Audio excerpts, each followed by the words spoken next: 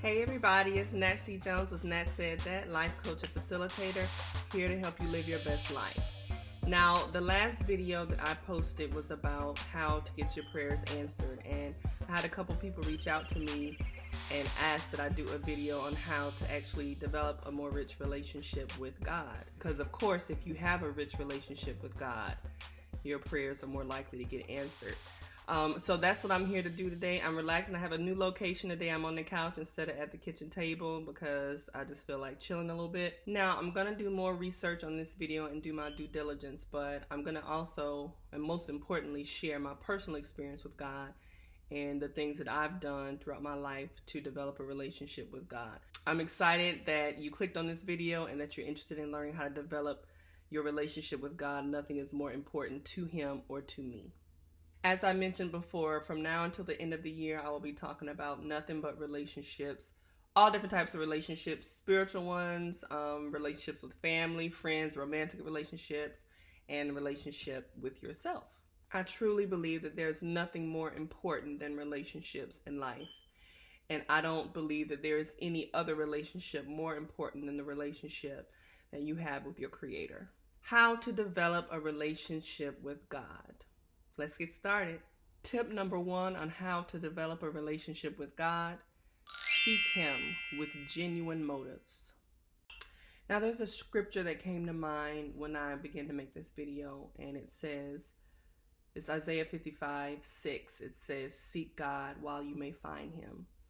And it made me think of how the ball is really in our court, that God is constant, He's consistent, He is stable, and we are the ones that are kind of all over the place. And if we want a relationship with Him, we literally need to seek Him. We need to pursue a relationship with Him. His love has already pursued us. Everything that He's done, sending Jesus to die, offering salvation, He's done His part. And now He's just waiting and ready for us to pursue Him and want a relationship with Him. So if you're watching this video, I'm assuming it's because you're interested in having a relationship with God. So that's good. In order to have a relationship with God, a healthy relationship with God, you need to have genuine motives. What does that mean? You have to ask yourself and be honest as you possibly can. Why do I want a relationship with God? He's not a genie. He is not there just to grant our wishes. So why do you really want a relationship with God? Did you hear that if you do have a relationship with God, you can get all this stuff? What is it? What it should be based on is the fact that He's so amazing and there's nobody like Him. And He has created heaven and earth, and He's created you, and He knows what's best for you. So the relationship, the motive behind developing a relationship with God should be based on pure awe.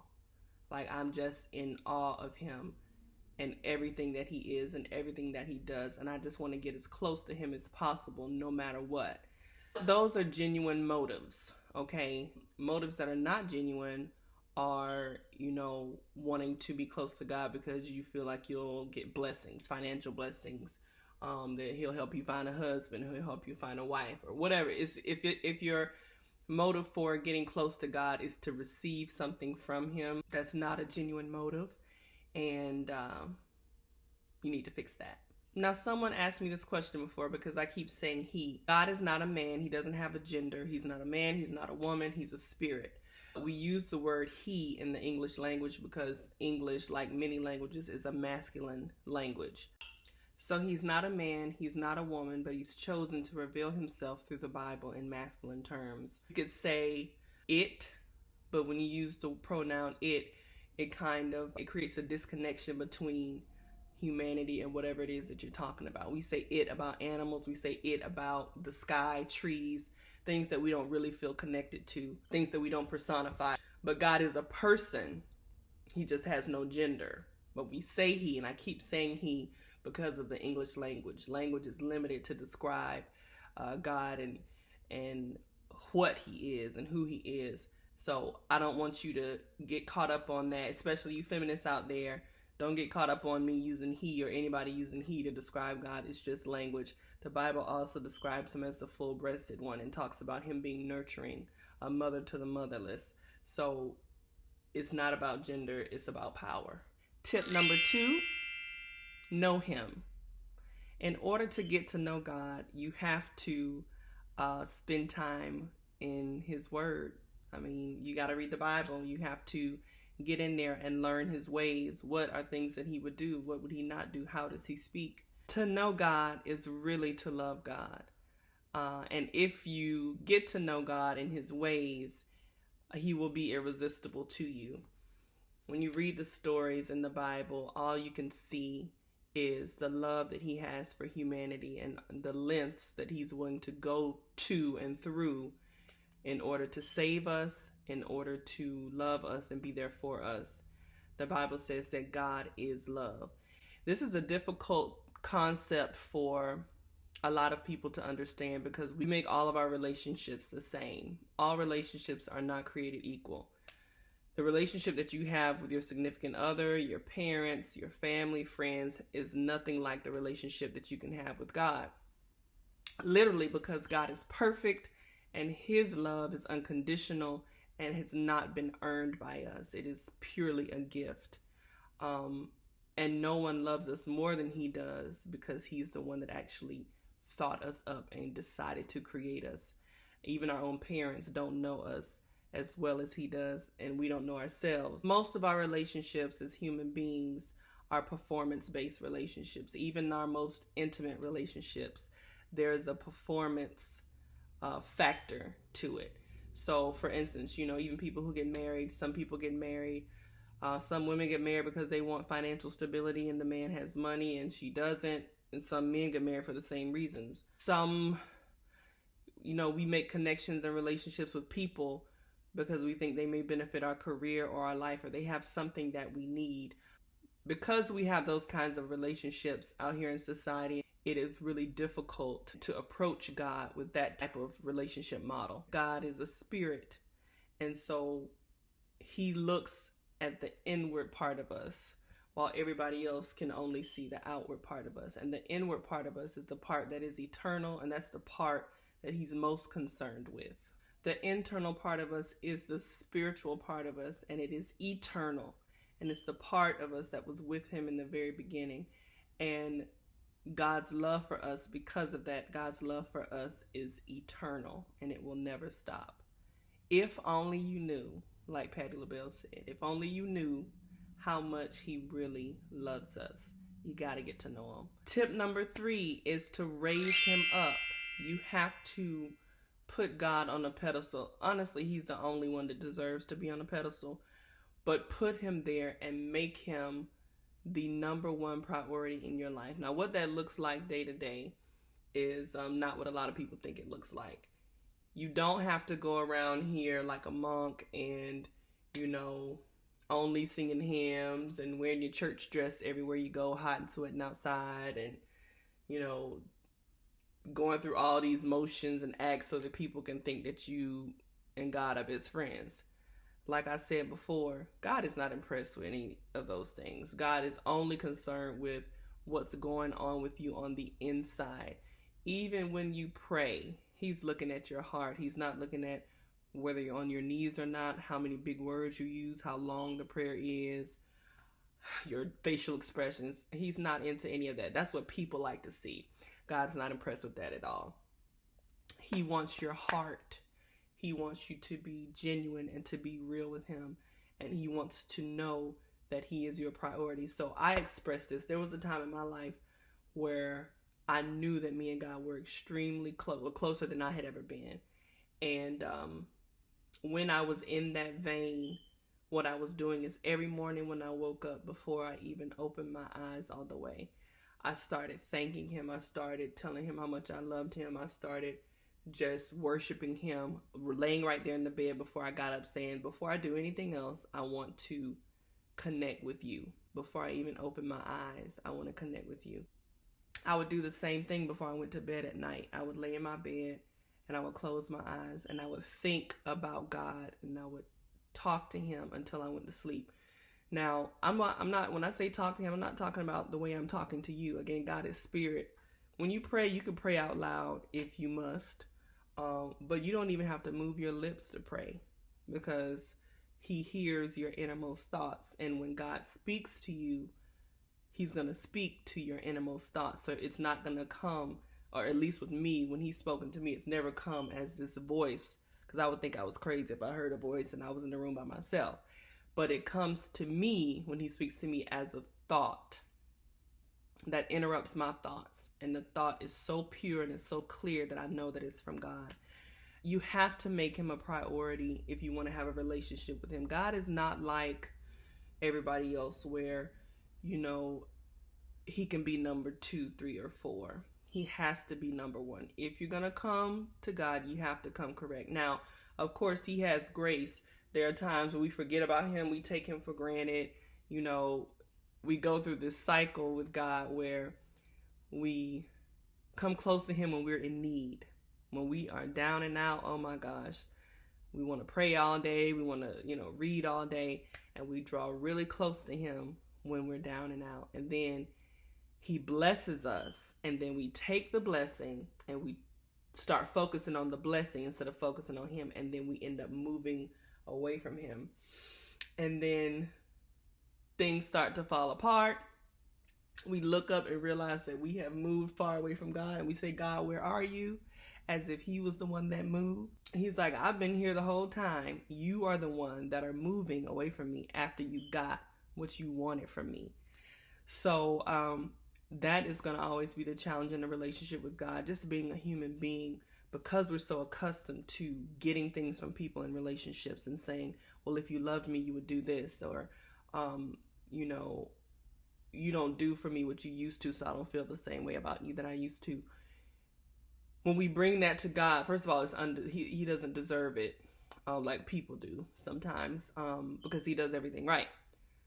We have to really be intentional about staying focused and keeping him as a priority. If we keep him as a priority, we will continue to reach higher heights and deeper depths in God and in our relationship with him.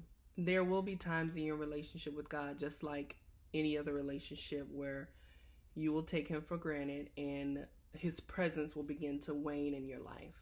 The power of your connectivity to him, almost like the reception, your ability to hear from him and your ability to connect with him, will start to get fuzzy. And that's an indicator to you that you need to kind of straighten up and make sure that you get back in line and connect with him again. He's not the one that's disconnecting. It's always us, because we have so many other things that we're focusing on, so many other things that we're trying to do.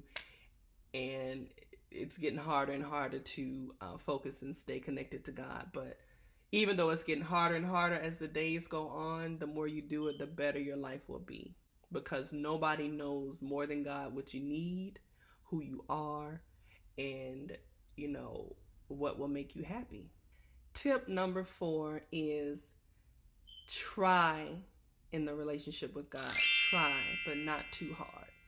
And by this, I mean, I remember having a conversation with someone recently, and we talked about how hard it should be to be in a relationship with God. And she was saying that, it takes a lot of effort. It's really hard work. And I just beg to differ. That has not been my experience with God at all. I think religion is hard work. I think religion is very hard work. I think perfectionism is hard work. I think it's hard work to try to constantly get approval from other people about your relationship with God. That's hard work. But being in a relationship with God is not hard work at all. Any relationship that's healthy and there's love there is easy. Listen to me. We have these models about relationships in our head that we believe that, first of all, love hurts. You're going to get your heart broken and you got to just deal with it. You got to push through. Those are not things that happen in our relationship with God, because God is perfect and he never lets us down. And everything that he's doing is for our good. And if you can't trust anybody, you can trust him. So it should be the easiest relationship that you have. It only becomes difficult if your mindset, if you're believing a lie. So for instance, In the beginning, the relationship that Adam and Eve had with God was oasis. The enemy came in and convinced Adam that God didn't really love him, that God was actually trying to keep something from him that he needed to know. So he caused Adam to not trust God, and then, Eve and all that kind of stuff. So all of a sudden there's a strain in the relationship because there's a lack of trust. Now, if you don't trust God and you're in a relationship with him, that can be hard, but it's all mental. It's all spiritual. It's not, God is not causing the problem. It's our human nature that makes it difficult for us to trust him. It makes it difficult for us to be obedient to him, even though he knows everything and he loves us more than anybody else. We still have a hard time obeying him and believing that he actually wants what's best for us. Other than that, the relationship should be like heaven. I mean, think about the best relationship that you have with any person. That person, the love that they have for you is conditional. We don't love unconditionally. We like to say that we do, but our love has conditions because we're not perfect, and we can forgive, but we can't forgive forever. Eventually, your forgiveness runs out because you're human. So if you're dealing with someone who's always messing up, just always messing up, eventually the conditions will change. Closest example that we have to unconditional love is probably the love that a mother has for her children because of the connection and the breastfeeding and the holding the baby in your womb for 9 months. But even that cannot be compared to the love that God has for us. We have no idea.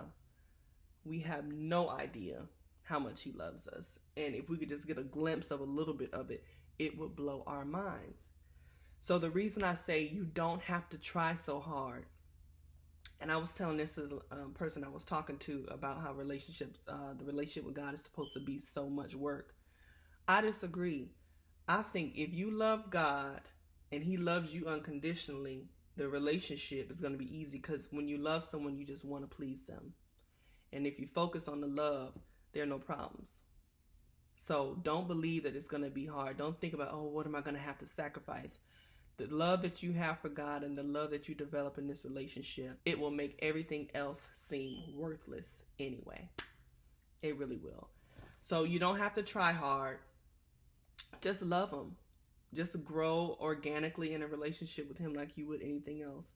But you got to be real, because he's not attracted to phony. He knows if you're trying to use him. God is real. God is not a phony baloney type being. And you can trick other people with all the fancy words that you're saying and how you act when you're in church. You can present to the world whatever it is that you want to. And if you're a good enough actor or a good enough actress, you can convince people of anything. But you can't fool God. So just be real with him and don't worry. Just enjoy the relationship with him and trust him, and he will move you where you need to be moved. And it's really a peaceful place to be. You don't have to try too hard. And just like in any relationship, giving comes naturally. When you love somebody and you're connected with them, you think about them and you want to give them something. So, I give good gifts, but imagine the kind of gifts that God gives. His blessings make you rich and they don't add sorrow. So that comes along. The Bible talks about seeking ye first the kingdom of God and all his righteousness, and the rest will be added to you, and delighting yourself in him, and he will give you the desires of your heart. So what's interesting about that is, I'll get to that later, but his kingdom is literally his will. So if you're seeking first the kingdom, you're really just seeking his will. You're seeking to obey whatever it is, God, that you want me to do. Whatever your plan is, I'm game. That's what you're saying when you're seeking the kingdom. What will you have for me to do today? And when you are submitted to God in that way, there's no good thing that he will withhold from you. Whatever you want, you got it, And the interesting part about that is what you want changes the closer you get to God. Tip number 5 is to fall in love with God. I don't know if you've ever been in love or if you remember what it's like to be in love, but I don't think that there's any greater feeling in the world when you're really in love. Love is the most powerful thing in the world. It is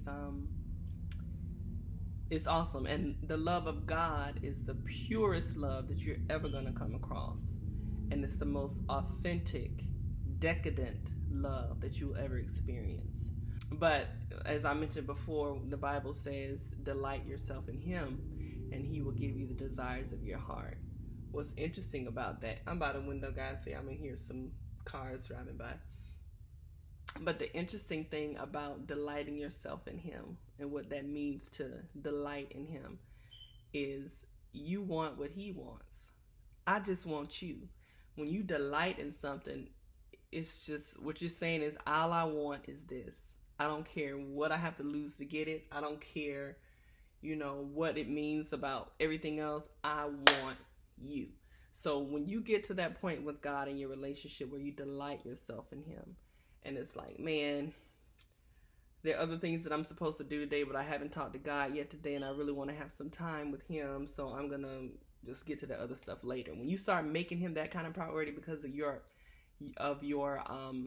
deep love relationship with him, he will give you whatever you want. And you won't even really have to ask for it because you're so in tune. Have you been in a relationship with a person, like whether it's your child or maybe a long-term relationship with a significant other, where you just know when they want something and you just get it for them? You don't have to ask God for what you want all the time. I mean, he likes that when you do, but ultimately he knows what you want, especially when you are connected with him. So the interesting part about all this is, as you delight yourself in God, your desires change, your wants change. So starting off the relationship, you may have thought that you wanted a lot of money, or you may have thought that you wanted to be married, or you may have thought that you wanted children. And the closer you get to God and the more time you spend in meditation and prayer with him, he reveals to you what you really want. Because a lot of times we think we know what we want, but we don't. There have been times in my life where I thought I wanted something, but it turned out that's what society put on me, or that's what my family expected of me. So I took it and started saying that I wanted it too, because what I really wanted was acceptance from them. We can think we want something, but we really don't. So if you delight yourself in God, and what that really means is just to enjoy him, to just be in love with him, he will not only give you what your heart desires, but he will give your heart the right desires.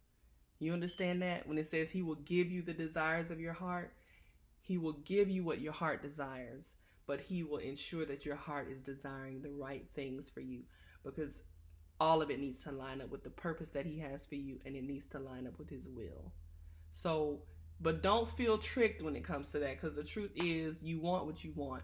So let's say I used to like chicken and now I like steak. I'm not going to be upset because I don't like chicken anymore, because currently I like steak, so that's what I want. Same thing with God. Maybe you wanted to be married at one point and now you realize you want to be a missionary, you want to travel the world and feed the hungry. And that's a desire that he's giving you, and now you're doing your new desire and you are so happy and so fulfilled. That's what it's like to be in a relationship with God. He makes everything clear. Every bit of confusion, every question that you have, everything becomes so clear. What you want is going to be your true desire, is going to be what he created you for. Think about that. We can be so confused about life that we're out here trying to pursue things that have nothing to do with our purpose. We're wasting our time because we don't have any direction, because we don't have a relationship or connection with the person who created us and created our purpose. What relationship could be more important than that? How are you ever going to know what you were supposed to be doing? So connecting with him is like a cleansing. It's like being able to see again. You're driving in the storm and now you have the windshield wipers on. I don't know if you've ever experienced where you didn't get your defrost on quick enough and now it's a big fog on your windshield and you're like, oh my gosh, I can't see. So you turn on the defrost and all of a sudden this fog just disappears and you can see so much better. That's what it's like being in a relationship with God. And the closer you get to him, their approval of you, that value goes down. Material things, the value goes down. Everything is like crap compared to God once you're with him. You know what I mean?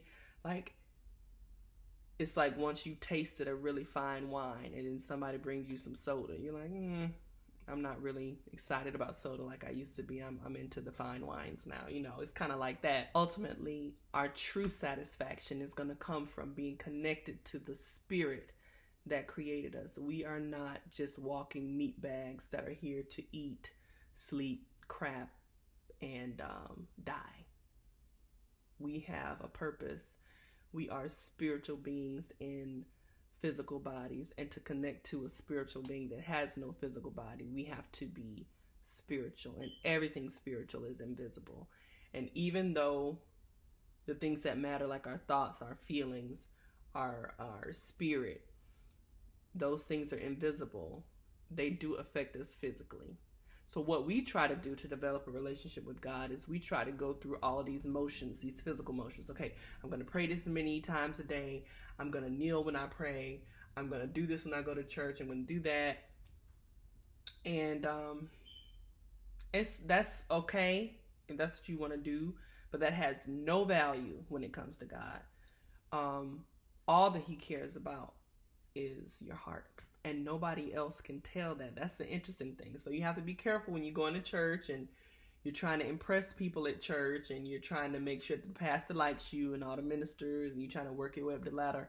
You can get really distracted by religion and tradition and titles and pew numbers that you completely miss God. God don't care about none of that.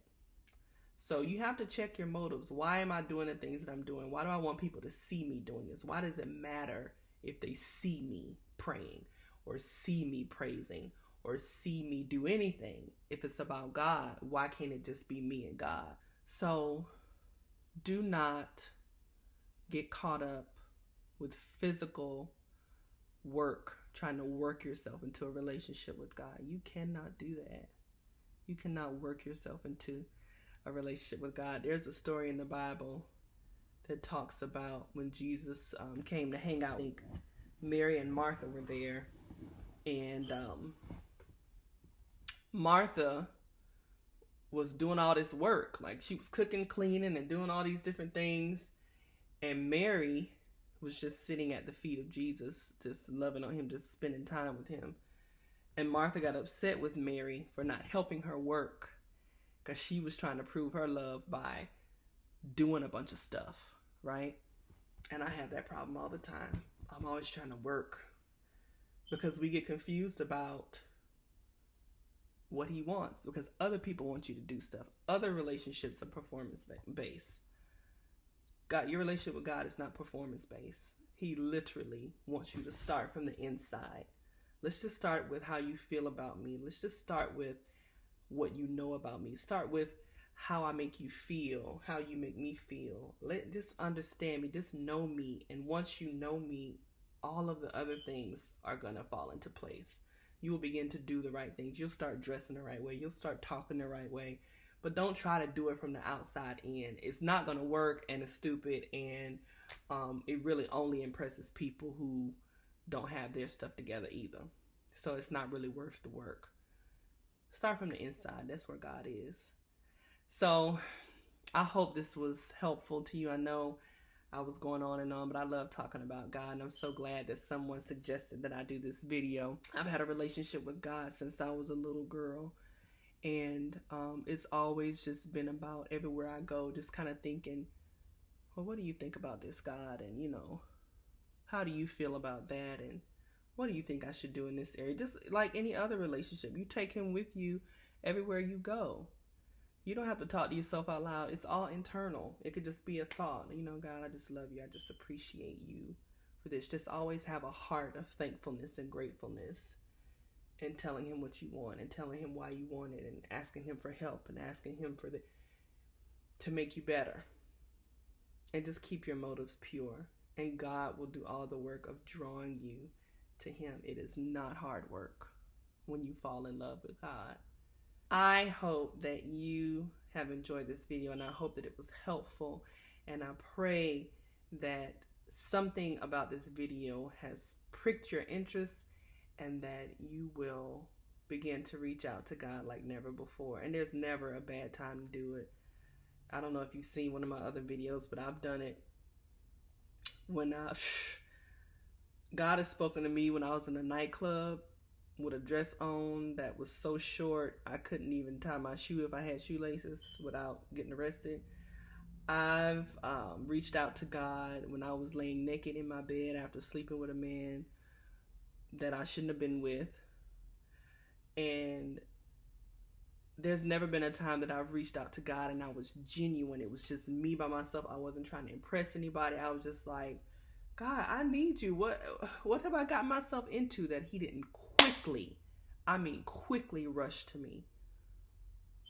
I didn't have to pay any penance. I didn't get, well, see, you shouldn't have done this, and none of that. It was just instant love and instant rescue.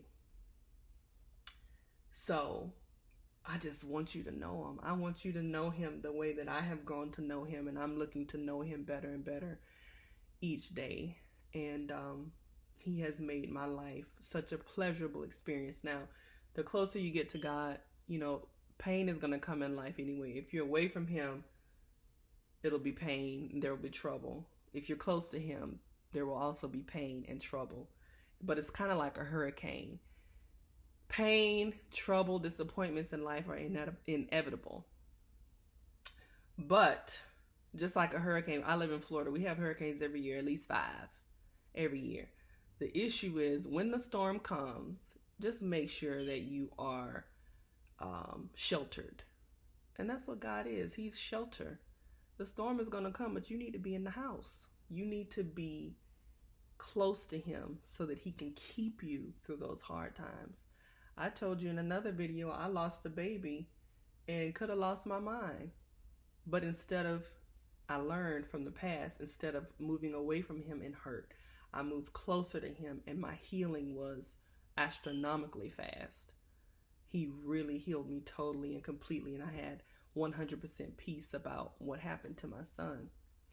So go with God. That's your best move. I don't really care what anybody else is selling or pitching out there. Keep him first. Develop a relationship with him. That is the most important thing that you will ever do. And I hope this blessed you. Please share this with someone who needs encouragement or someone who needs a relationship with God, which is basically everyone. But if there's a person who comes to mind when you watch this video, that's probably God dropping a message to you that that person needs to hear this message. So please share it with them. Make comments below so that I'll know what you thought of the video and what you would like to hear more about in relation to this video. And subscribe to this YouTube channel and share with as many people as possible. And I'll see you next time on That Said That.